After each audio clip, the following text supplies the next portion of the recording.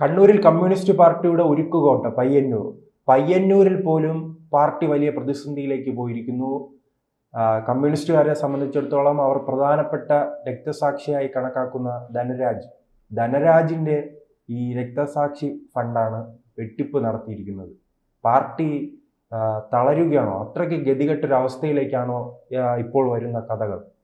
അത് ശ്രീ കുഞ്ഞിക്കണ്ണൻ്റെ പ്രസ്താവന വ്യക്തമാക്കുന്നത് അതൊക്കെ തന്നെയാണ്.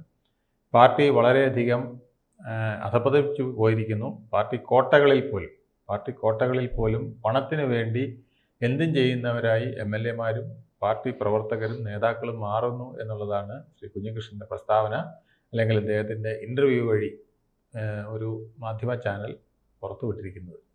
ഇത് കേരളത്തിലാകെ കോളിളക്കം ഉണ്ടാക്കിയിട്ടുണ്ട്. പല CPM പ്രവർത്തകരിലും ഇത് ഞെട്ടലുണ്ടാക്കിയിട്ടുണ്ട്. ഇതൊരു പുതിയ സംഭവമാണെന്ന് നമുക്ക് കരുതാൻ കഴിയില്ല. കാരണം കുറേ നാളുകളായിട്ട്, ഏതാണ്ട് ഒരു 10 വർഷമായിട്ട് പാർട്ടിക്കകത്ത് പണത്തിനോട് വലിയ മോഹം ഉണ്ടായിരിക്കുന്നു പ്രവർത്തകർക്ക്, നേതാക്കൾക്ക്. അത് നിർലോഭം നടത്തി കൊടുക്കുന്നതിന് പാർട്ടി കൂട്ടുനിൽക്കുന്നു എന്ന് തോന്നുന്ന വിധത്തിലാണ് പലപ്പോഴും അവരുടെ പ്രവർത്തനം പോയിട്ടുള്ളത്. ഇവിടെ തന്നെ 1 കോടി ഫണ്ടിൽ 46 ലക്ഷത്തോളം തിരിമറി എന്ന് പറയുമ്പോൾ നിസ്സാരമായ ഒരു തിരിമറിയല്ല, അല്ലേ? 50% തിരിമറി നടക്കുന്നു. അത് വേണ്ട രീതിയിൽ കൈകാര്യം ചെയ്യാൻ പാർട്ടിക്ക് കഴിയാതെ വരുന്നു. പാർട്ടി നേതാക്കൾ അതിന് ചുക്കാൻ പിടിക്കുന്നു.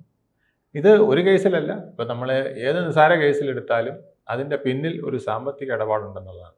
തിരുവനന്തപുരത്തെ കോർപ്പറേഷൻ മുതൽ കണ്ണൂർ PP ദിവ്യയുടെ പ്രശ്നങ്ങളിൽ വരെ പാർട്ടിക്ക് ശക്തമായ നിലപാടെടുക്കാൻ കഴിയാത്തത് അതിൻ്റെ പിന്നിലുള്ള സാമ്പത്തിക പ്രശ്നങ്ങളാണ് എന്നുള്ളതാണ്. ഇപ്പോൾ ശബരിമലയിൽ തന്നെ അയ്യപ്പൻ്റെ സ്വർണ്ണക്കൊള്ള നടത്തിയ വ്യക്തികളിൽ പ്രമുഖരെ ഒന്നും തൊടാൻ പാർട്ടിക്ക് കഴിയുന്നില്ല. പാർട്ടിയിൽ നിന്ന് പുറത്താക്കാൻ പോലും കഴിയുന്നില്ല. എല്ലാ കാലത്തും ഒരു കേഡർ പ്രസ്ഥാനമാണ്. അവർക്ക് അണികൾക്കുമേൽ വലിയ രീതിയിൽ നിയന്ത്രിക്കാൻ കഴിയും അണികളെ. ആ ഒരു നിയന്ത്രണം നഷ്ടപ്പെട്ടിട്ടുണ്ടോ ഇടക്കാലത്ത്? തീർച്ചയായിട്ടും ആ നഷ്ടപ്പെട്ടിട്ടുള്ളതിൻ്റെ പ്രതികരണങ്ങളാണ് നമ്മളിപ്പോൾ കാണുന്നത്, അല്ലെങ്കിൽ അതിൻ്റെ ഉത്തമ ഉദാഹരണങ്ങളാണ് നമ്മളിപ്പോൾ കണ്ടുകൊണ്ടിരിക്കുന്നത്. പലപ്പോഴും പാർട്ടിയിൽ മോശമായ പ്രവർത്തനം നടത്തി, അല്ലെങ്കിൽ പാർട്ടിക്ക് വേണ്ടി എന്ന് പറഞ്ഞ് നടത്തുന്ന പ്രവർത്തനങ്ങൾ മോശമായി പോയതിൻ്റെ പേരിൽ നിയന്ത്രിക്കാനോ അവരെ പുറത്താക്കാനോ കഴിയാത്ത അവസ്ഥ വരുന്നു. ഇലക്ഷൻ നേരിടുമ്പോൾ ഇത് ഇന്ന ആൾക്കാരെ പുറത്താക്കിയില്ലെങ്കിൽ, പ്രത്യേകിച്ച് സ്വർണ്ണക്കൊള്ളയുടെ പേരിൽ ജയിലിൽ കിടക്കുന്നവരെ പുറത്താക്കുകയും ചെയ്തില്ലെങ്കിൽ നമുക്ക് തിരിച്ചടി വരുമെന്ന് പറഞ്ഞിട്ട് പോലും പാർട്ടിക്ക് പുറത്താക്കാൻ കഴിയുന്നില്ല. വിശദീകരണം ആയിട്ട് വീടുകൾ തോറും കയറുമ്പോഴും ആൾക്കാർ പാർട്ടിക്കാരോട് ചോദിക്കുന്ന ഇതാണ്. അപ്പോൾ പാർട്ടിക്കാരോട് പറയുന്നത്, നിങ്ങൾ ദേഷ്യപ്പെടാതെ അവരോട് ശാന്തമായിട്ട് കാര്യം പറഞ്ഞ് മനസ്സിലാക്കുക. ഒരു കാലം വരുമ്പം, ഒരു സമയം വരുമ്പോൾ നമ്മളത് പുറത്താക്കും. അങ്ങനെ പറയാനാണോ പാർട്ടി എന്നുള്ളതാണ്. പാർട്ടിക്ക് തെറ്റാണെന്ന് തോന്നിക്കഴിഞ്ഞാൽ ഒരു സമയം വരുമ്പോൾ, ഒരു കാലം വരുമ്പോൾ, നല്ല കാലം വരുമ്പോൾ നമ്മളത് പുറത്താക്കും എന്ന് പറയാനാണോ പാർട്ടിയുടെ പ്രവർത്തനം പോകേണ്ടത്? ഇത്തരം വെല്ലുവിളികളും പ്രതിസന്ധികളും നാം കണ്ടത് ഒഞ്ചിയത്തായിരുന്നു. ഒഞ്ചിയത്ത് ഇപ്പോൾ ഒരു MLA ലഭിക്കാൻ വേണ്ടി കഷ്ടപ്പെടുകയാണ് CPM. MBA ലഭിക്കാൻ വേണ്ടി വടകര മണ്ഡലത്തിൽ പഠിച്ച എല്ലാ പണിയും നോക്കി, ഒന്നും നടക്കുന്നില്ല. ആ ഒരു അവസ്ഥ തന്നെ കണ്ണൂരിലേക്കും വ്യാപിക്കുകയാണ്. അതെ, പയ്യന്നൂർ നടന്നിരിക്കുന്നത് ഇപ്പോൾ ഏതാണ്ട് വേറൊരു ഒഞ്ചിയം തന്നെയാണ്. TP ചന്ദ്രശേഖരൻ ഇതുപോലെയാണ് പാർട്ടിയുടെ പ്രവർത്തനത്തിലെ പോക്കിനെ, അതിലെ കുഴപ്പങ്ങളെ ചൂണ്ടിക്കാണിച്ചുകൊണ്ട് മുന്നോട്ട് വന്നതും അവിടെ RMB എന്നൊരു പ്രസ്ഥാനം തന്നെ പിന്നീട് അദ്ദേഹം കെട്ടിപ്പടുക്കുന്നതിന് വേണ്ടിയിട്ട് ശ്രമിച്ചതും. അത് വിജയം കാണുന്നു എന്ന് തോന്നിയപ്പോഴാണ് അദ്ദേഹത്തിൻ്റെ വധം പോലും നടന്നത്. ഇപ്പം മറ്റു പലരെയും പയ്യന്നൂര് ആക്രമിക്കുന്നതും ഒക്കെയുള്ള സംഭവങ്ങൾ, ബൈക്കുകൾ കത്തിക്കുന്നു, അനുകൂലമായി പ്രകടനം നടത്തിയ ആളെ വീട്ടിലെ ബൈക്ക് കത്തിക്കുന്നു, ഭീഷണിപ്പെടുത്തുന്നു. ഈ കുഞ്ഞികൃഷ്ണന് വരെ ഭീഷണിയുണ്ട് എന്നാണ് പറയുന്നത്.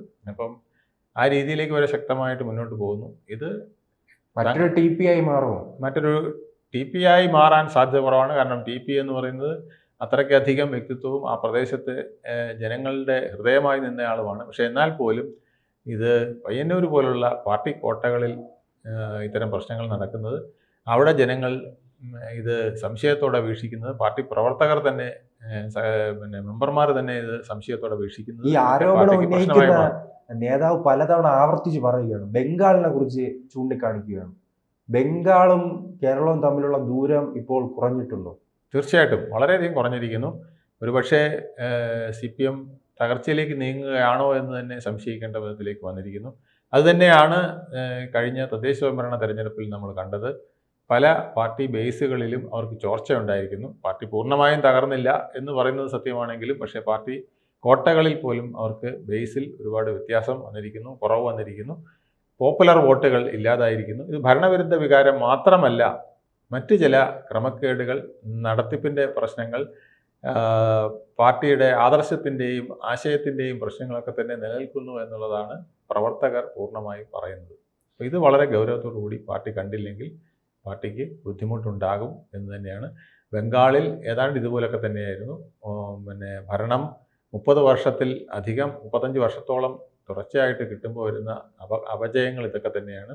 അങ്ങനെ വരുമ്പോൾ തീർച്ചയായിട്ടും പലപ്പോഴും ഭരണവും ജനങ്ങളുടെ ജനങ്ങൾക്ക് അതുവഴി നൽകേണ്ട സേവനങ്ങളും എന്താണെന്നുള്ളത് മറന്നു പോകുന്ന വിധത്തിൽ പാർട്ടിയിലെ പ്രവർത്തകർ മുന്നോട്ട് വരികയും നേതാക്കൾ മുന്നോട്ട് വരികയും ചെയ്യുമ്പോൾ പാർട്ടിയും ജനങ്ങളും തമ്മിൽ അകന്നു പോവുകയും ആ അകൽച്ച പിന്നീട് പരിഹരിക്കാൻ പറ്റാത്ത വിധത്തിലേക്ക് ആയിപ്പോവുകയും ചെയ്യുമ്പോഴാണ് ബംഗാളും ത്രിപുരയും ഒക്കെ ആവർത്തിക്കുമോ എന്ന് പലരും ഭയപ്പെടുന്നു. ഈ ബംഗാളും ത്രിപുരയും പരിശോധിക്കുകയാണെങ്കിൽ ഒരു പരാജയത്തിന് ശേഷം അവിടെ ഒരു തിരിച്ചുവരവ് സാധിക്കുന്നില്ല. കേരളത്തിൽ സ്വാഭാവികമായി ഇപ്പോഴുള്ള പല സർവേകൾ സൂചിപ്പിക്കുകയാണെങ്കിൽ UDF-നാണ് അധികാരത്തിൽ വരാൻ കഴിയുന്നത്. അങ്ങനെ ഒരു വീണ്ടും ഒരു തിരിച്ചുവരവ് കേരളത്തിൽ അവർക്ക് കഴിയുന്നു. തിരിച്ചുവരവിന് ഇന്നത്തെ സാഹചര്യത്തിൽ കഴിയും. കാരണം എല്ലാ ബേസുകളും നഷ്ടപ്പെട്ടില്ല. പക്ഷേ ഇത് തുടർന്നുകൊണ്ട് പോവുകയാണെങ്കിൽ അവർക്ക് തിരിച്ചുവരവ് ദുസ്സഹമാകും എന്നുള്ളതാണ് സത്യം. പാർട്ടി ഒരുപക്ഷെ ബംഗാളിലെ പോലെയോ ത്രിപുരയിലെ പോലെയോ ഉള്ള അവസ്ഥയിൽ ഇവിടെ എത്തിയിട്ടില്ല.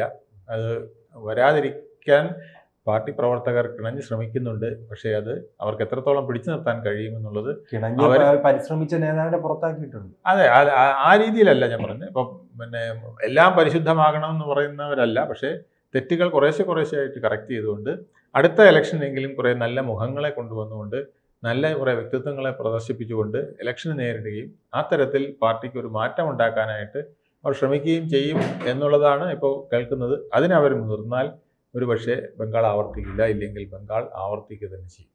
ഇതിന് എങ്ങനെയായിരിക്കും പാർട്ടിയുടെ ഒരു ഒറ്റമൂലി എങ്ങനെയായിരിക്കും ഇതിൽ നിന്നും രക്ഷ നേടാൻ? പാർട്ടിക്ക് ഒറ്റമൂലി ഇല്ല ഇതിനകത്ത്. കാരണം അടിമുടി ഇതിനകത്ത് പല പ്രശ്നങ്ങൾ വന്നു കഴിഞ്ഞു. പാർട്ടിക്ക് ബേസ് എന്ന് പറയുന്നത് ഹിന്ദുക്കളുടെ ബേസാണ്. ആ ബേസിൽ ചോർച്ച വന്നിരിക്കുന്നു. അത് ഒന്ന് BJP കാരണമാണെങ്കിൽ താൻ പ്രവർത്തി കൊണ്ട് തന്നെ വന്ന കുറേ സ്വയംകൃതാനാർത്ഥങ്ങൾ ഇതിനകത്ത് ഉണ്ടായിട്ടുണ്ട്.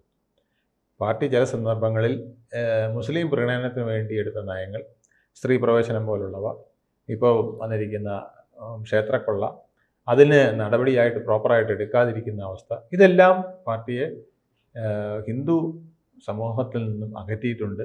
അത് പരിഹരിക്കാനായിട്ട് നടത്തുന്ന പിന്നിൽ കൂടെ നടത്തുന്ന ചില ശ്രമങ്ങൾ അതൊന്നും വിജയിക്കാതെ പോകുന്നു. ഹിന്ദു ഐക്യം എന്ന പേരിൽ SNDP NSS ഐക്യം ഒരുപക്ഷെ അത് LDF-ന് കൂടെ ഗുണകരമായി വന്നേനെ. പക്ഷേ അതുപോലും പൂർത്തിയാക്കാനും കഴിയാതെ അവിടെയൊക്കെ പല വിധത്തിലുള്ള ബ്രേക്കുകൾ വരികയും അകന്നു പോവുകയും ചെയ്യുന്നതൊക്കെ UDF-ന് ഗുണകരമായിട്ടാണ് ഭവിക്കാൻ സാധ്യത വരിക.